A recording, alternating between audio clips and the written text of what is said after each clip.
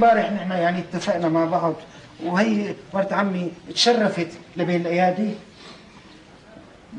مشاني امي. شانك على راسي تقبرني، تعي هاتي بوسه.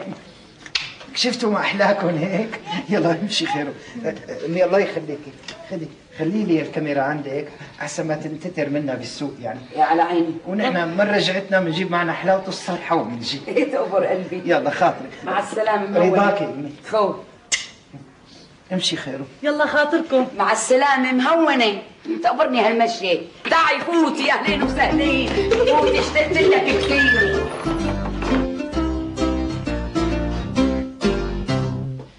فوتي خيرو. باين هذا المحل ملان اشكال الوان الا نلاقي طلبنا فيه يعني.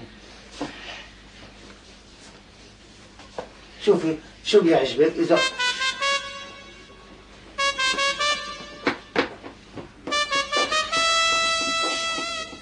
شو بتقصد؟ خير شو بك؟ لا بدي افهم انا شو بتقصد انت؟ شو بك؟ شو في؟ ليش عم تطلع على مرتي؟ لاني شايفها ولاني شايف مرتك. شو يعني؟ بدك تخانق؟ لك شو يعني؟ بدك تخانق؟ عمي روبا ما استحضر فيك عم بقول لك. لك هلا شو؟ روبا ما استحضر فيك. بدك تخانق قل لي. لك عمي روبا. انت قد مرتي انت، لك انت قد مرتي انت. لك روبا ما استحضر فيك انا. ولا مش كنت انت تستحي؟ خيرو يا خيرو خيرو تعال تعال طولي بالك خيرو الله يخليكي. يعني ما بدنا نعمل مشاكل نحن. وبعدين يعني شفتيني انا ما سكت له، قلت له شفتك. يا لك انا بالاول قلت لك ما بدي اطلع عليه لقلبي ناقزني منها. حصل خير. يلا خلينا نشوف شو ناخذ له. شو رايك؟ عجبك شيء من هون ولا نفوت؟ بركي عندهم شيء عبايه وبر جمل نبعث له اياها. عبايه وبر جمل؟ ايش ناقصهم جمال باستراليا تبعث لهم عبايه؟ خيو يا غباني يا اما مو زيك. طيب فوتوا لنشوف بركي بنلاقي شيء يعجبك. مدام الواحد هو مرته يجوا فاتوا على المحل. يلا يلا خلينا نطلع على الهواء مباشرة. 5 4. أعزائي المشاهدين نحييكم من هذا المحل من معرض سيف الشام في أحد أحياء دمشق القديمة، وقد انتقلت بنا كاميرا التلفزيون على الهواء مباشرة في هذا البرنامج، في برنامج صدفة، ونلتقي صدفة بأول زباين عم يفوتوا المحل. يعطيك العافية. يعطيك العافية. خيرو تعي شوفي عم يصوروا تلفزيون. تعي شوفي خيرو. نحن هون هي التصوير هاي شايفه؟ نحن كاميرا تلفزيون ببرنامج صدفة وحابين انه نحكي معك شوي طبعا اذا ما عندك مانع. يعني انتوا على الهواء هلا؟ نحن على الهواء مباشرة. ان شاء الله امي تكون فاتحة علينا مشان تشوفنا. ان شاء الله يا رب. نتعرف عليك؟ انا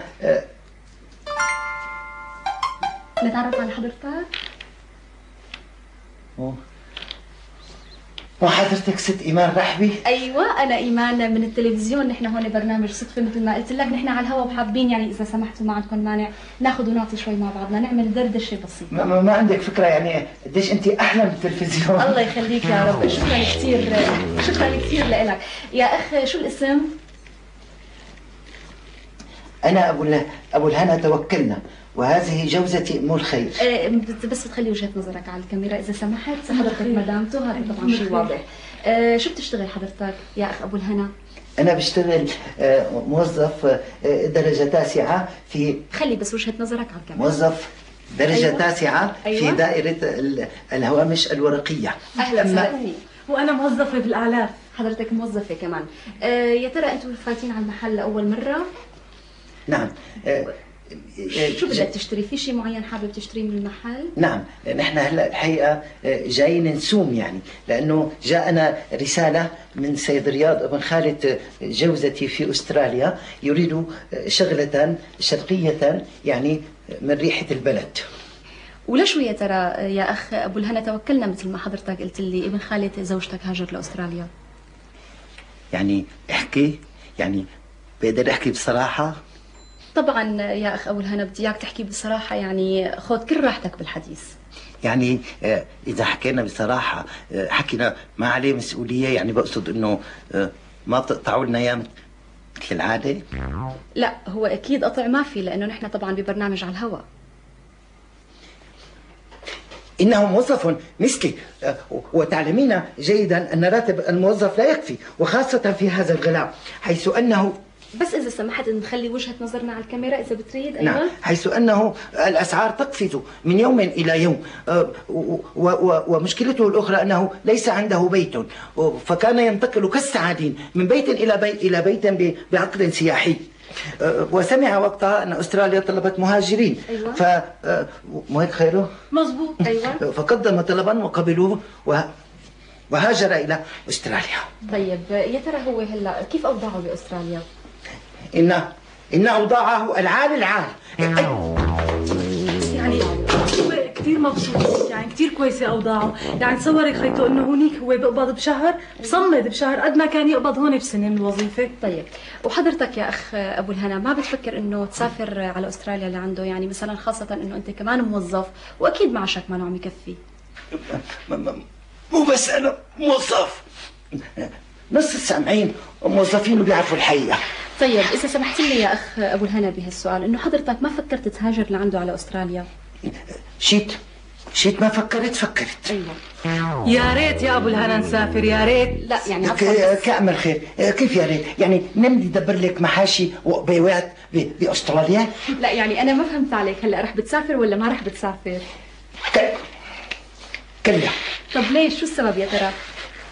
لأنه مثل ما بيقول المثل بمحله امطار الرطل. لا عفوا أخ أبو الهنا، أنا بعرف المثل بيقول الرطل بمحله امطار.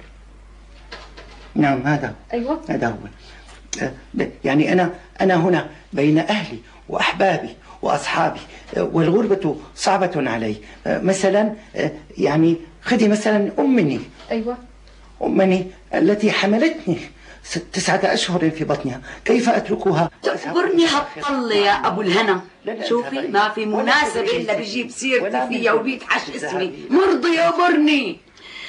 الله يخلي لك يا مختصر خان. صدقيني ابو الهنا زينة شباب الحارة والكل بيحلف براسه. لك اسكتي خلينا نفهم البرنامج. لكن بفهم من حديثك يا سيد أبو الهنا أن حضرتك مرتبط بشكل ما بالوالدة. نعم ست إيمان، يعني إذا مر يوم وما شفت الست الوالدة بضعف، ترتفع حرارتي سلامتي، مو هيك خيره؟ مظبوط، نحن كل يوم بنعدي على مرت عمي، مو هيك أبو الهنا؟ الله يخلي لك ياها يا رب. يخليكي. ولو تشوفي أرض الديار عند الست الوالدة والبحرة، جربي البحرة شوفي. أيوة. كيف شايفة قعدة البحرة؟ والله هي قعدة البحرة ما في منها. يعني القعدة عند الست الوالدة هيك جنب البحرة والمي عم تخدق خدق، والنوفرة تسوى استراليا والعالم كلياته.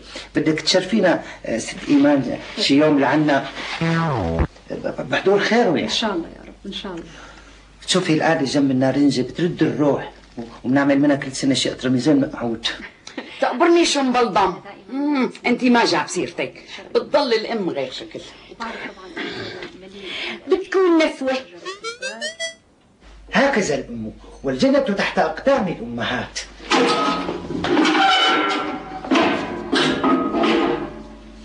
شبك خير، وليش ما عرفتيني؟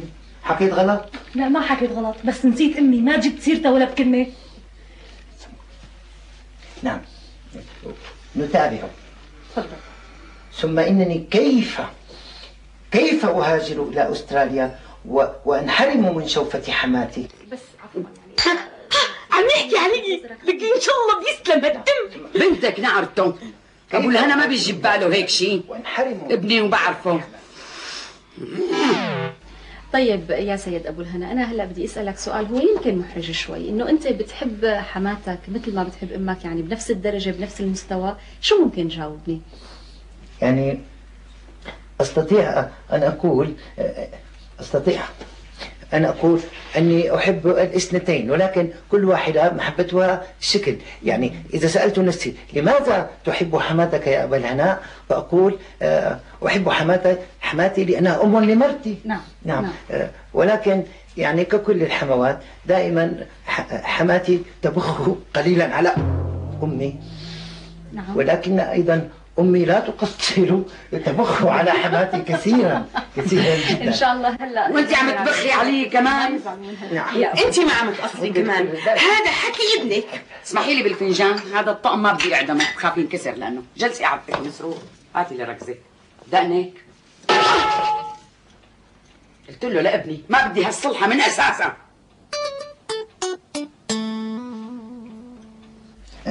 ثم في شغله ثانيه يعني. عفوا يا سيد ابو الهنا، الشغله الثانيه انه تخلي وجهه نظرك دائما عند الكاميرا. عفوا.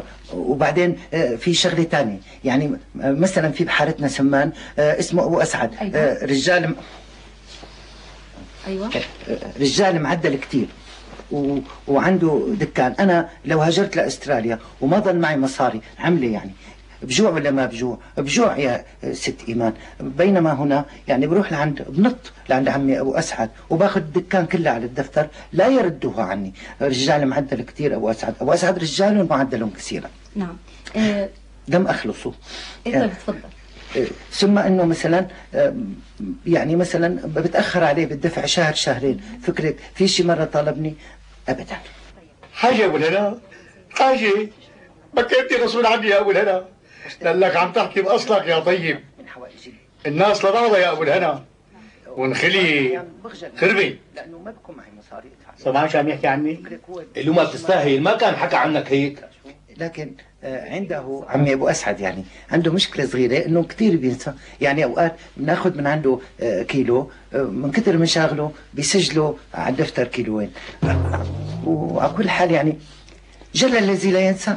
لا يا ابو الهنا لا، نزعت هلا نزعتها. قديش هلا حطيت لي؟ هدول كيلو رز مثل ما امرت. خلينا نزيلهم مره ثانيه لنتاكد. شو عم تخوني؟ حاشاك، بس خلينا نتاكد بركي حاطط اكثر. معقوله يعني؟ هذا زينو معقوله يعني واحد. شوف يا لطيف شرب هدول كيليين، لك هدول كيليين تنزعهم. ها؟ انت اللي نزعتها. هو دائما يا سيد توكلنا ويا مدام توكلنا. خير مو شكله خير، وبيقولوا بانه الجار قبل الدار. فانت مدام شو رايك بهالمثل هذا؟ في جيراننا كويسين ممتازين اوادم حبابين ما في مثلهم ابدا. طيب في جار يا ترى معين بجيرانك؟ كلهم معينين. نعم. يعني ونعم الجيران واقولها بملء فيه فمي. نعم. مثلا خدي مثلا جارنا ابو رامي والست ام رامي عيلته ناس كثير ملاح. في شيء مره طلبنا منهم ذره ملح او كاسه رز او غلوه شاون وما اعطونا كلا.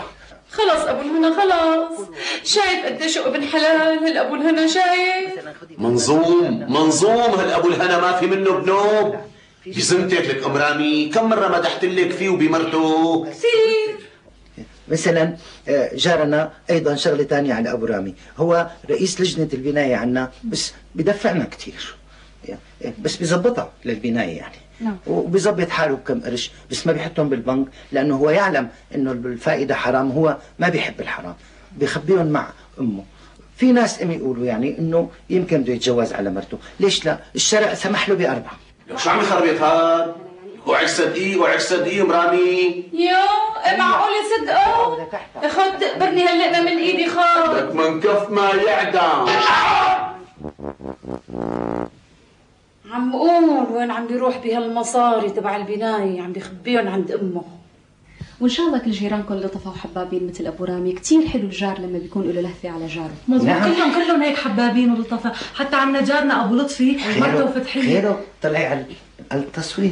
اذا سمحتي وجهه نظرك على الكاميرا. عندنا جارنا ابو لطفي مرته فتحيه كثير كويسه وادميه وحبابه يعني بتفهم وراكزه مثل امثال حضرتك يعني. كثير نحن مبسوطين معه، جماعه اوادم يعني. الله يخليك يا رب. وشو رايك ابو الهنا؟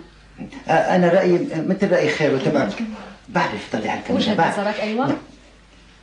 حتى في مرة أنا مرضت من غير اليوم، إجا أبو لطفي ومرته لعندي وقعدوا فوق راسي والست فتحية مرته يعني صارت تعصر لي ليمون وقريف وخيره عصرت لي كمان. أيوة. أنا لو هاجرت إلى أستراليا ما سيعصروا لي أقريفونا، ما سيعصروا لي ليمونا لكي أصحوا. يمكن القريفون كله مو موجود بأستراليا حتى ولا بأمريكا. الله يعزك يا ابو الهنا، الله يعزك. ما عملنا غير الواجب. شايفه فتحيه؟ شايفه ابو الهنا ما بينسى المعروف ابدا. كلا يعني ما عندك فكرة قديش هالأبو لطفي زهراوي ونهفتلي. هو كان عنده 2 نسوان، طلقهم وأخذ الست فتحية، ست سكرة يعني وأمورة وحلوة. ومع ذلك بتطلع عيونه شايحة على أمسوسه الرقاصة يلي ببنايتنا. أيوة. بيجي بقول له أنا لماذا ذلك يا أبو لطفي؟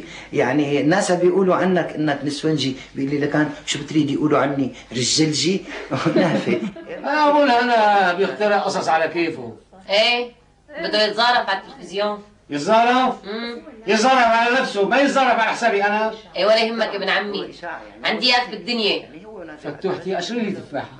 تكرم عينك. ظريفة هاي؟ ايه؟ ابو الها احكي لها عم عيدو ابو عيدو. منو هدول ام عيدو وابو عيدو؟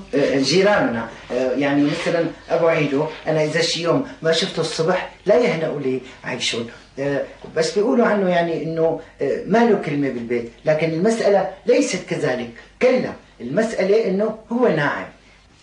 ام عيدو قومي صاحبي. شو؟ ما دخل شو قلت؟ انت قومي صاحب البيت احسن ما خربت بيت والي تحتاني. ها سطوف طبعا انت لازم يكون لك كلمة برا، مو عندي هون جوا، فهمت؟ برا وجوا. ليه؟ افتح الباب. صاير له شخصية كمان، عمل لك افتح، اطلع كمل مساح. طب كمل مساح. لك افتح؟ ما بفتح. سطوف خلص بقى افتح، ما بعمل لك شيء. علي الامان. عليك الامان، خلصني. اسمع. يعني انتم بهالحاله حكيتوا لي على كل جيرانكم بالبنايه؟ لا نسينا ام سوسو. عفوا صحيح، لسه في جارتنا ام سوسو وهي بتشتغل رقاصه، مشان هيك بصير في بيننا وبينها اوقات شويه زعل. إيه شو عليه؟ المصارين بالبطن تتخانق يعني، وهي صحيح انه يعني خسره للناس بس قلبها لله. لك تقبر قلبي شو بتعرف تحكي. طيب يا استاذ توكلنا، اذا انتم مزعوجين شوي من ام سوسو بالبنايه كيف بتسكنوها معكم؟ نحن مو نحن سكناها، نحن الحقيقه ما بنعرف لا كيف سكنت ولا من اي بلد جاي. عرفتي كيف؟ وما بتلاقي العين بتعتم من هون الا بتلاقي الفايت فايت والطالع طالع، فكره هي ما نعرف مين، هيك فكره. أيوة. بس الحقيقه اللي بيشتغل عندها على الباب بيحكي لنا. أيوة. شو خير معلمتي؟ خير؟ ان شاء الله ما بتشوف طريق الخير يا حاج. ليش شوفي؟ عم تعمل نميمه وبتروح تحكي علي. انا صوني على عينك، هزيت اللي بدني يبليك بهزه. طيب ابو الهنا، هلا انت حكيت لي على جيرانك بالبنايه. نعم. وبالنسبه لرفقاتك، انت كمان صحبه معهم مثل جيرانك؟ نعم. انا اعز رفيق عندي اسمه اسماعيل. ايوه. زميلي بالشغل، يعني ما بلاقي منه، مو بس في استراليا، تنزانيا ما بلاقي منه، بس هالكني من كتر قروهي بالشغل، يعني بتلاقي بيدخل بسيله يخرجوا من سيله. لا شفتي نكته يا ابو الهنا، نكته بس بيحبني، ما سمعتي؟ ذيك اليوم واقف هيك بنص الكريور ولا على غفله قال لي انا بحبها. يوميتها كان الاستاذ مناف مديرنا يعني ومعصب بدري ليه؟ حاولت اسال ودقدس بس ما عرفت، لساتها حسره بقلبي. بس قال لي ابو اكرم من كثر تعصيبه كسر كاسه الشاي وهو ماسكها، بتعرف تسال حدا زين كاسات الشاي الفرنسي 400 ورقه، بس شو بدك؟ التركي اهضم منه. بتعرف شو شفت لك؟ شفت لك مسجله ببابين و4 روس، ياباني اصلي مو كوري. ولك اسكت بقى، ما حد يفوت لسانك لحلقك. شباب يا زهور عم بتساير. قوموا ناموا، لا قوموا ناموا. ابدا ابدا انا ابدا ما بلاقي اهضم منه. لو تشوفي ما احلاه بس يقول يعدمني ياك يا زهور. بس اذا سمحتي شو بتطلع حلوه من تمه. ويا ترى يا ولا يا عمك زهور. لا هو اللي عم يقول مو انا. اوعى يا عمك يعني ما يا عمك يا عمك يعني ازاي يا عمك يا ازاي عمك انت زهور هو اللي عم يقول مو انا. هو ازاي نفسي. يا ترى يا سيد ابو الهنا، اسماعيل هو رفيقك الوحيد بالدائره؟ كلا عندي رفيق ثاني اسمه ابو اكرم البوفجي، هذا يعني بيعمل لنا القهوه والشاي بالدائره. بس شو بدك تقولي، يعني احن من اخ علينا. بتعرفي نحن موظفين يعني، وب10 الشهر ما بيصفى معنا الوتكه. هو ابو اكرم بديننا بال1000 وبال2000. هلا انت عمرك سمعتي انه استراليا بتدين حدا بحدا، عفوا بقصد يعني حدا بدين حدا باستراليا كلها. ليكي يا اكرم ليكي، اشعر بدني. دخيل عينك محلاك يا استاذ ابو الهنا، دخيل عينك محلاك. ولو يا استاذ ابو الهنا ولو، يعني معقول الواحد يصح له يفك دقة حبايب او صاحب ويكون مقتدر معه مصاري يعني وما بيسويها؟ بكون ابن حرام، ما تاخذني بالكلمه. هلا يا سيد ابو الهنا سمعتك ذكرت اسم استاذ منى، كمان هذا رفيقك بالشغل؟ لا هذا مديري بالشغل. نعم، وهو رجل طيب كثير كثير الحقيقه، وعي تفتكري انا هيك مشان منفعه لا سمح الله ابدا، لكن انا بزعل عليه من جوات قلبي. ليش؟ شنو ما له حدا، ما له ظهر، مشان هيك بضلوا بالشغل مستقصدينه وبدهم يطوطوا له. يطوطوا له؟ شو هي يطوطوا له؟ يطوطوا له يعني يحلقوا له او يعني يزحلقوه او يفنشوه يعني. هلا بدي انا اسالك سؤال، هل يا ترى في استراليا بضل المدير خايف من التطويط؟ كلا. هون سامعة يا وداد؟ ان شاء الله يكون الوزير عم يشوف ويسمع حتى يعرف قديش موظفيني بيحبوني. تصوري انه ما بياخذ غير 5% عموله، ليش؟ لانه ما له ظهر، ما له مدعوم. غير المديرين اقل 10 و 20% ما بيقبلوا، لانه في دعم. نعم فضحني يا وداد، الله لا يعطيك عافيه. ان شاء الله يكون سيد الوزير ما عم يتفرج عليه، ان شاء الله ما عم يسمعه، ان شاء الله يكون عم يتفرج على الدش يا رب. فضحتني يا ابو الهنا. عفوا ست ايمان، نسيت احكي على الاستاذ مفيد، معنا وقت احكي عنه؟ مين بيكون الاستاذ مفيد؟ الاستاذ مفيد اولا هو نائب الاستاذ مناف مديرنا بالدائره، ثم هو بيشتغل. بقدر احكي عنه؟ ابدا ابدا ابدا. ها شايفين يا سيدي؟ شايفين؟ هذا هو ابو الهنا، انا مبلغكم عنه كل شيء يا سيدي اول باول. عفوا ست ايمان، لكان اطشوها يلي وشوشتك اياها اذا كان فيها مسؤوليه، واذا بدك انا هلا بصلح الموقف مع الاستاذ مفيد. انت ما عليك يا ابو الهنا، انت بس كمل حديثك. نعم يعني بيقولوا انه الاستاذ مفيد ما بيشتغل شيء بالدائره، انا بشوفه بالعكس بيشتغل اكثر واحد بالدائره. ليش؟ لانه بيكتب شو بيشوف وشو ما بيشوف، بينما الدوائر باستراليا سمعت انه فلتانه. ليش؟ لانه ما في مين يكتب ويهتم بامن البلد. طب انت صاحبي مع الاستاذ مفيد؟ طبعا. يعني في علاقات موجوده. انا مبسوط منك كثير يا مفيد. شكرا يا سيدي، كثير مبسوط. هذا بيرفع لي راسي يا سيدي. ولك شو نحن حاطينك تشتغل على المكشوف؟ اي مكشوف يا سيدي؟ اي مكشوف يا سيدي؟ هذا تخرص، هذه منه محاولة للاستنتاج الخاطئ يا سيدي. أنا بأكد لك إني أنا بحياتي ما كتبت تقرير واحد في الدائرة، جميع تقاريري بكتبها في البيت، يمكن مرة بس أو مرتين ليه كتبت، بس كل أوراقي كنت دائما بلملمها بحطها بجيبتي قبل ما أمشي.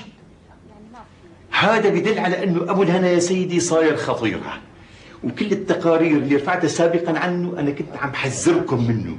هذا الرجل له خلفيات سيدي. نسيت احكي عن الانسه لورا، كنت لازم احكي عنها قبل الكل. ومين هي بتكون الانسه؟ رولا بعتقد اسمها. نعم رولا، هي سكرتيرة الاستاذ مناف المدير العام، يعني بنت حلوه وطيوبه مثل حكايتك تمام. ابو الهنا ومثل حكايه ام الخير، ام الخير احلى منها تقريبا. ونحن لما بدنا شيء بالدائره بنقصدها لها، ليش؟ لانه كلمتها ما بتصير تنتين عن الاستاذ مناف. الاستاذ مناف بحب كل الموظفات، بس الانسه لورا بيعزها غير شكل، باعتبارها طبعا باعتبارها سكرتيرته. يعني هو شو بدي اقول لك، يعني بيقولوا انه يعني، بس انا ما شفت بعيني، ما شفت. لا عم تقول يا ريت الوزير ما سمع ولا شاف؟ نعم. ولك يا ريتني انا ما سمعت ولا شفت. طول بالك هذا ابو الهنا اجدى، شلون بيطلعوا هيك على التلفزيون نحكي مع العالم ما بعرف. لا مو هو الاجدى، انا شفت اللي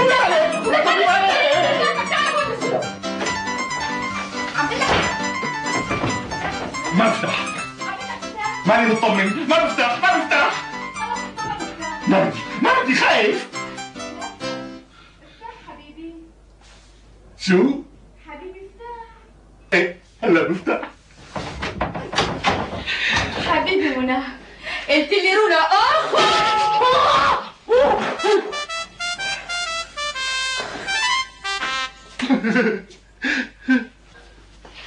طيب وهلا بتحكي لي يا ست ام الخير اذا بتحبي تقولي شيء تضيفي شيء؟ لا بس يعني بحب اهدي سلامي لامي واقول لها انه انا كثير بحبها، وكمان بهدي سلامي لكل اهل حلب.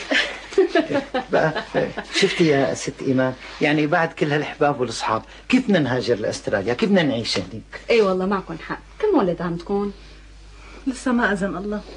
يعني هو الحقيقه التوك لا مني ولا منها، عرضنا حالنا على دكاتره وامي جابت لنا ادويه عربي بس. ان شاء الله يا رب الله بيأذن عن قريب. الله كريم. طيب هلا بتحكي لي يا سيد ابو الهنا ويا مدام ام الخير، كيف تعرفتوا على بعضكم وتجوزتوا؟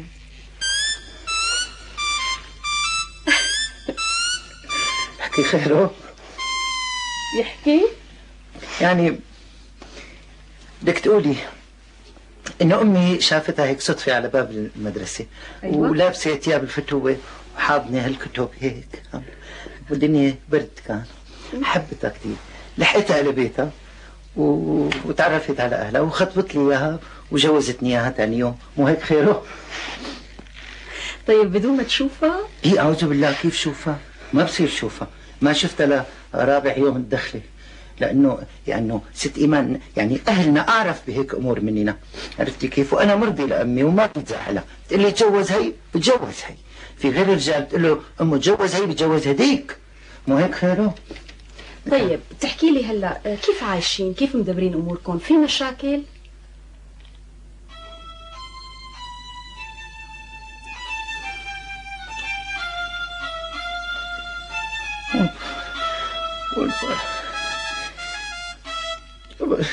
يعني تقولي بيشتغل الواحد بالي أو بس هيك لمشاكلنا.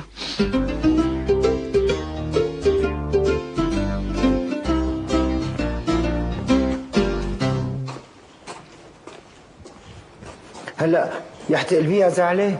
طيب شو ذنبي انا اذا كانت المذيعه شافتني مثقف وصارت تسالني الي وما تسالك اليك؟ ابو الهنا انت ليش خليت لي وقت؟ خليت لي دور؟ مذيعه كويسه وشكت عيونك على خدي مثلا وخدي مثلا. خلص خيرو خلص، لا تنكشي مشكله من تحت اظافيرك. ما صدقنا انت صالحنا امي وامك، نتخانق نحن. نشفتي لي ريقي، تعب بدي اشرب.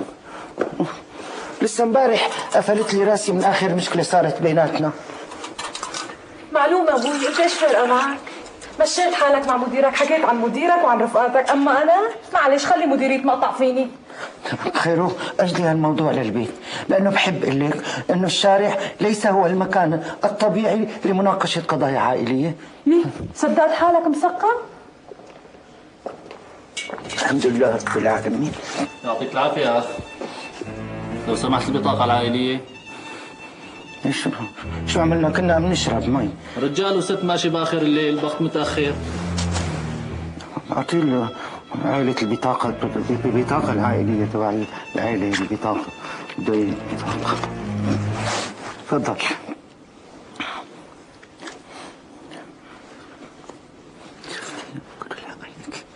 مين خيره؟ مرتي ام الخير، انا ابو الهنا توكلنا، مكتوب انا عندك. زوجتك هاي؟ نعم.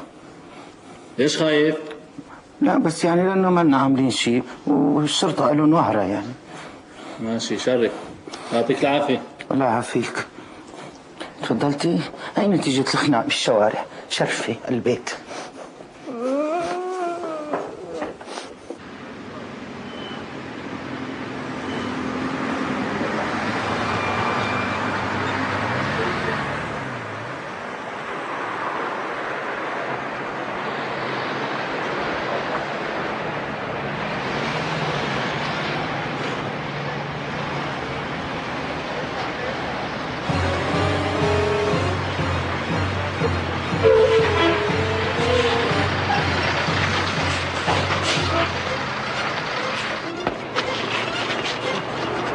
لك امتى بدكم تتعلموا النظام؟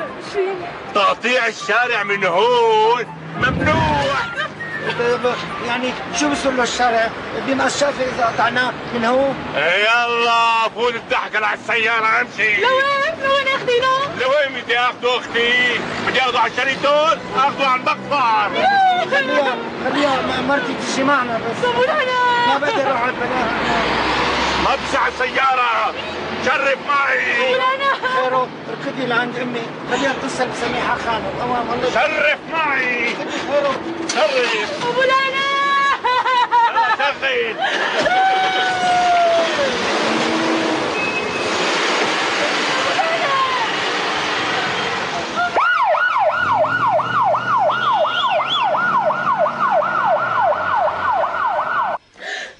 لك هلا وقتك يبليها بقتلك تكنولوجيا. ولك شلون خليته اياهم ياخذوه؟ لساته مشغول. مرت عمي انا ما خليتهم ياخذوا، الشرطة اخذوا على السيارة وحطوا بالسيارة ومشيت السيارة، قمت انا ركضت وراهم ما لحقت، ركضت وما لحقت. ركضت ما لحقت. بلا ام الخير لا تخبي علي، واحد ماشي بحاله، ليش ما تاخذوا الشرطة؟ احكي لي شو عملت؟ تعال مع حدا. مرت عمي عم بقلك ما تقتل مع حدا، بس حطوا على الشارع عاد من قرنا ممنوعة مع انه ما حاطين ولا اشارة. قال يا مستعجل وقف لقلك، مع مين عم تلت الثانية على التليفون ما بعرف، ولك ليش ما اخذوكي معه؟ مو ماشيين سوا. مرت عمي عم بقول لك هو فشخ وسبقني، لسه ما لحقته كان دق في الشرطي. دق في الشرطي؟ قولي على قامة قلبي عليك يا ابو لنا، لك ليكون من حكيه بالتلفزيون كنتي حاكم هو اخذ راحته، وانا قلت لحالي ليش تاكينه عم يحكي؟ ما دخل هي بهي مرت عمي، كنا ماشيين عم نتنيار يعني عم نتقاتل، عم فشخ وقطع الشارع، قام دق في الشرطي يعني مسكه. عم تتنقر معناتها منك عميتي له قلبه، ما عرف حاله منين عم يقطع الشارع. بس بحياتي ما سمعت شرطة بتدق بواحد بس لأنه قطع الشارع.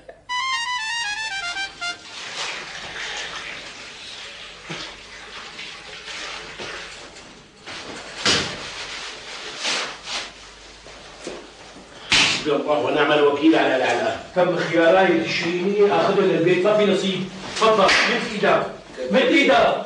تفضل تفضل. شيء ظريف. تفضل. استاذ انا ما اخذت. مو على راسي، وين احلى خياراي تكمل. استاذ هلا هذا هو الحبس؟ انا هي اول مره بنحبس. وانا مثلك يا اخي، صدقني طالع بامان الله ورايح اجيب دواء الضغط لامي.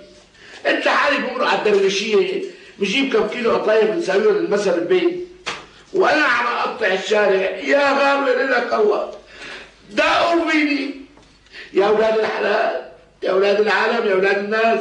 طالع بالشحاطه، خلينا نروح نجيب الصباط ونخبر العيله مشان يدبروا دواء الضغط لامي. لا تزعل، الا جاب من هون، تعرفي ليش جاب من هون؟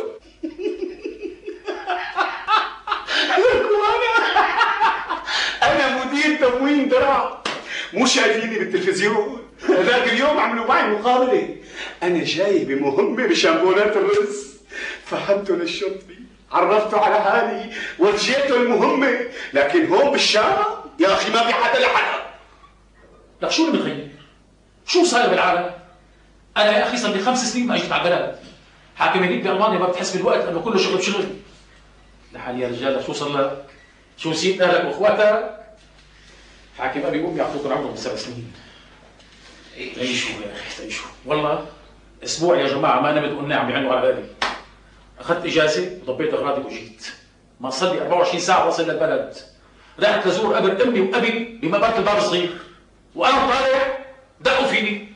لك لا في اشاره تمشي من هون ولا في اشاره تقطع من هون. لا شو بدي شعلني قميص وعم يشدني كاني عساية يا رجل. استاذ ليك انا جربت على دعوه بكسبها استاذ. لكن ليك الشرطي بيضربك سلام، بيضربك سلام لما بيكون عم ينبهك على مخالفتك. بس شايفك استاذ هون ما في حدا لحدا. وحضرتك شو بتشتغل بالمانيا؟ بشتغل ببلد بشتغل كمبيوتر استاذ. لك شغله ما بتصدق بتركزها بدك امبارح جيت. طول بالك استاذ، طول بالك، كلهم كم ساعة وبيمضوا، شو بكم؟ هي صار لنا 3 ساعات، هلا بنحط راسنا ومنا شغلة عارضة، ناكتة ما لها طعمة، شغلة عارضة، شو بك استاذ؟ استاذ انا هي ثالث مرة بدقوا فيه. ثالث مرة وما تربيت من أول مرة حضرتك؟ أنا شو دخلني استاذ؟ شو دخلني؟ مرة نازل من شيء فكتوريا، فاتح سوق العتيق، بدي اجيب كيس انبوز، دقوا فيه، وأنا وطالع من سوق العتيق، معي انبوس كمان.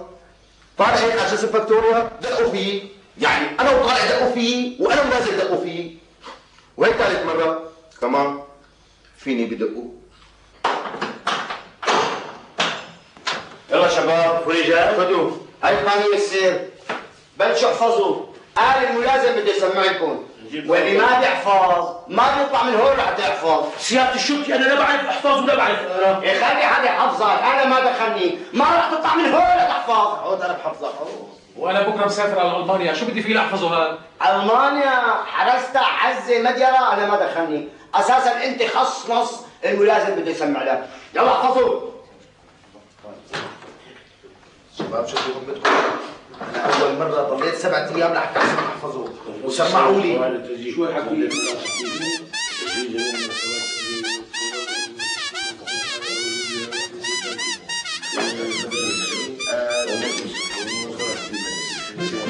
هي يعني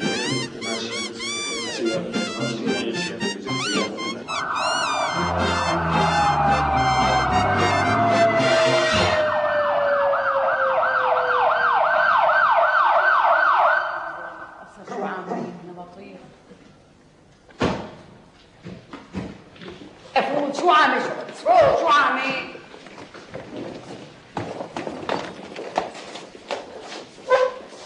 لا كان حلو لا ينجلك. الله يرضى عليك، بركي بتفوت له هالاكلات وبتشوف اذا عاوز شيء بده شيء. قل لي يا اختي عمل لك ممنوع. بعدين على شو خايفه؟ كل شيء موجود جوا. مثل ما عم اقول لك، بكره الظهر بيكون عندك بالبيت. لا يشغل بالك. عم يحفظوا جوا. عم يحفظوا؟ طيب الله يرضى عليك، يعني هو ما في طريقة وسيلة يعني اسلوب تطالع لي؟ طالع لي انت شو خسران؟ طالعه. الله يرضى عليك، انا وكيلك مو عامل شيء. سمعة هي سمعة، لك حدا بينحبس بس لانه قطع الشارع؟ قلت لك هذا نظام جديد، قطع الشارع من غير اماكن مخصصة للمشاة فيه 24 ساعة عارفين، عشان يتعلموا الناس كيف يقطعوا الشارع. خيو ما تعلموا السيارات بالاول؟ إيه انا بعيني شفت شلون وقفوا لابو الهنا، الشرطي صفر لسياره وما وقفت. اختي اعطيني الاكلات لشوف. قلتي لي شو اسمه؟ ابو الهنا توكلنا. ما شفته اليوم بالتلفزيون؟ ما عندي تلفزيون، عندي مناوبة. شو وصيتك؟ اعطيه الاكلات. الله يرضى عليك. توكلي على الله خلاص. على مراتبك الهي شي شريطين زياده. الله يخليكي. الباب الثالث السير على الطرقات. الفصل الاول المنكبات. ماده 2 جهه السير على جميع الطرقات هي اليمنى. ماده 3 يجب ان يسوق ويقود كل مركبه سائر. ماده 4 على السير العادي ان يلتزم الجانب الايمن من الماء ومرضيا يلتزم التصرف في مثل هذه الحالات التاليه. الله يوفقك. خذ سمع لي، شني انا ما بحفظ الا اذا حدا سمع لي. الله يذكرك بالخير يا عمي. بيكون داوم قلبي علي هلا. هي كانت دائما تحفظني المحفوظات وقد ما عيد تحفظهم هي. انا بسمع لك بس على شرط، بتسمعني انت كمان. بسمع لك وبتسمع لي. هات لشوف. اسالك ولا بتجاوب لحالك؟ لا انا بحفظ بصم، يعني بقول لحالي. يلا قول. الفصل السادس صنع الصناديق وتبديلها. المادة 151. لا المادة 151 لا يجوز صنع صناديق سيارات الركوب السياحية أو تبديلها، ولكن يجوز صنع ولكن يجوز لا لأني أنا حافظة على رأس لساني. اللهم صل على النبي. لا يجوز صنع لا يجوز. المادة 151 الفصل السادس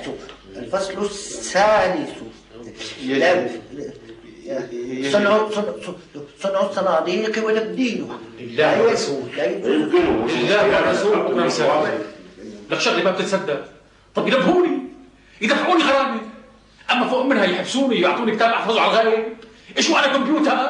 لك والله شغله بتجنن. طيب وبركي اشتقت لاخواتك بجيبوا لعني. احفظ لا تضيع وقت.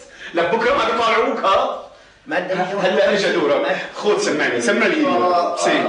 لا يمنعوا مني فرقوا عم تنزوا مثل الدبان خلي أسلمنا شوي وهي جيتي لعندك من النظارة وأنا أقول له للشرطي طالع لي إياه. الله يخليك طالع لي إياه، ما كان يطالع لي إياه. قلت لحالي بيجي لعندك بركي أنت بتطالعي لي إياه سميحة خانم، مالي غيرك، طالعي لي إياه سميحة خانم. إيه مو على عيني؟ على الاستراد يعني لقد شوف انت علي عم تهز راسك مثل حالك والله ما فهمان شيء، انت مخك اسميك وانت شوفها انا بنبأ لك مستقبل باهر، انت بحياتك ما رح تصير مشاط نظامي بلو ما تفهم هلكتني.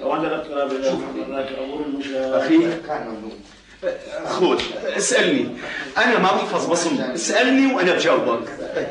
الفصل الثاني المادة 16. المادة 16 المادة 16 اللي أول كلمة على شو؟ مشاة.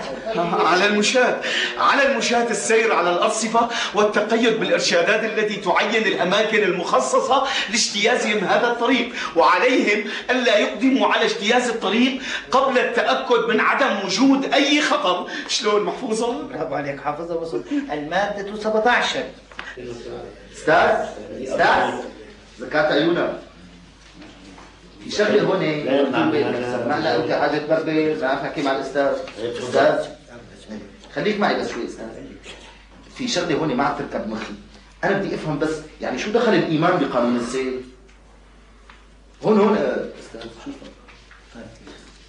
نط استاذ وطي لا لك يا وطي شوي. لك لا لك هي المؤمن وليس المؤمن. يخرب بيتك من حالك تبع شركات التأمين هي. بس ثاني المرور لك وشو الفائدة؟ شو الفائدة إذا حفظنا نطلع من ساعة؟ أخي النظام شغلة ما بتنحفظ. لما بيكونوا الكل نظاميين بتكون أنت نظامي. تعرفها هي؟ لأنه نظامي بيقول لك بيخلق من الصغر معك. بألمانيا ما بتسترجي تكون مو نظامي ها؟ لأنه الكل بيطلع فيك بتبين. الكل بيطلع فيك وبيستغرب. شغلة مو بالزور هي؟ مو بالزور بنوم ولا بالعصب. والله يا أستاذ حضرتك كلامك يعني دولار. قل له لحضرة الملازم هالكلام. أنت روح له. وننظر هكذا. داخلي منك انت مخك غليظ تخين. لكن حفظني حلو عني حفظني داخلي منكم. استاذ بعد اذنك تفضل تعال. شوف استاذ احكي معك كلمتين املي الكتاب. انا برايي لا تحفظ ولا على قلبك. والماده 151 طول بالك بلا 151 بلا 167. المره الماضيه المرتين السابقين اللي لقطوني فيهم دقوا فيه وقت الانبوز والجسر لا كان في حفظ ولا كان في من يحزنون. بعدين يعني ما في قانون بيلزمك انه انت تحفظ على الغايب، ما في. هذا الملازم انا بقول لك شو صاير معه دايق خلقه، عرفت شلون؟ انا جايبنا عم نتسلى فينا هيك اللي صاير. لا يعني والشغله اللي انا ما افهمها انه قانون السير معمول للي عندهم سيارات، نحن شو دخلنا؟ مسكليت معنا نحن. الماده 151 ولك حفاظتي يا ولك بعد كلها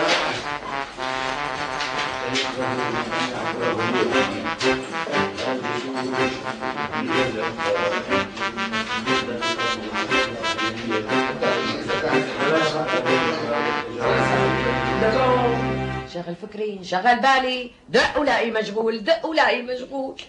اي والله مختصر خانم، انا اللي كنت عم بحكي بالتليفون مع ام همام مرت معاون مدير المرفأ، الا ما تكوني شايفتيها عندي. بتعرفي انه انا اللي خيطت لها جهاز عرسها لما كانت عروس، فاجت لعندي وترجتني مشان ابنها وليد جايب بضاعه وما عم يقدر يخلصها، فترجتني انه خلص لها اياها، فضليت عم بحكي على التليفون لمشيت لها شغلتها. وانت بتعرفي انه افكات خانه وما بتخلي عليها، ومشان هيك انا بحب اخدمها. والله انك بنت اصل، بس انت ما بيهون عليك بابنك ابو الهنا. لا ايوه طبعا. اليوم كانت عندي مرت مدير المرور وكانت قاعدة على الكرسي وما طلعت لخلصت لها روبا واخدته معها. قال اليوم شو معزومين عندهم سهرة بالشيراتون. يا ريتك مسبقة كنت شفتيها عندي. سميحة خانم هلا شو بدنا نساوي؟ اضرب الصبي ملحوش بالنظارة، الولد ملحوش بالنظارة، ومرته نايبة بالبيت عندي. لا هي كلك فكرة. هلا بطلبها بالشيراتون، اسمه جوزها معها، ما بتاخد وقت. توقف على الضوء الأحمر. توقف على الضوء الأحمر. تهيأ على الضوء الأصفر. تهيأ على الضوء الأصفر. أعبر. أعبر على الضوء الأخضر. على الضوء الأخضر. تأكد من خلو الشارع. تأكد من خلو الشارع قبل عبوره. قبل عبوره. ولا تعبر إلا من الممر المخصص للمشاة. من الممر المخصص للمشاة. ممر المشاة مدهون. ممر المشاة مدهون باللون الأبيض. باللون الأبيض. أو محدد بالمسامير. أو محدد بالمسامير. الحديدية.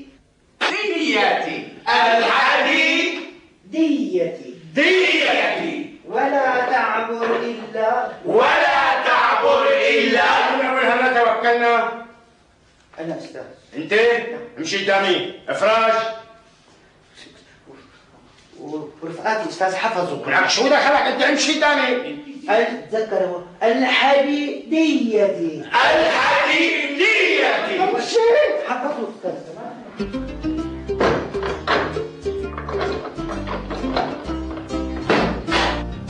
يعني لولا سميحة الخياطة كنت انت لهلا موقوف. شو بدي اعمل يا امي؟ على كل حال كتر خيرك وخير الست سميحة، يعني عذبتكن معي انا.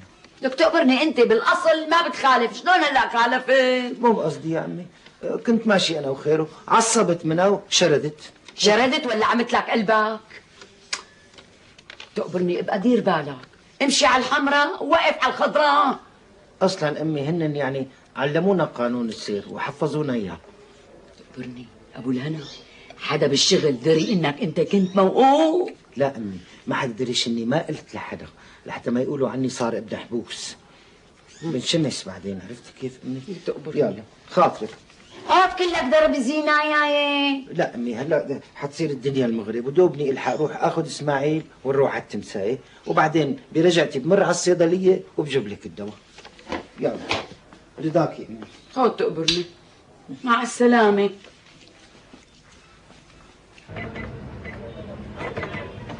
السلام عليكم.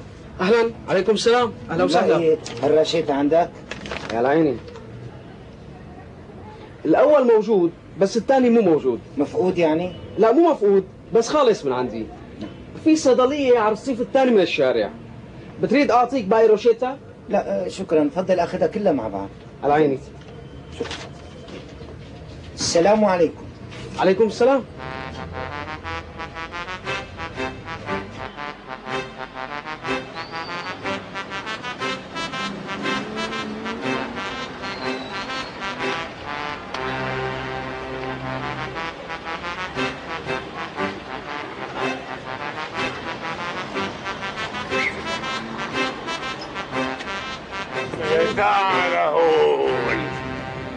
امتى بدكم تتعلموا النظام؟ تقطيع الشارع من هون ممنوع. تعرف يا سيد انه بألمانيا الشرطي لما بده يخالف مواطن بضرب له السلام بالاول؟ ايوه نعم، لذلك رجع لورا وخذ لي تحيه، فهمت؟ على عيني وراسي. شكرا، هلا اضرب. اخرس بلا لعي. المانيا شرف معي. لا تعذبوا حالكم، يعني شو ما عملتوا فيه ما رح هاجر لا على استراليا ولا على المانيا.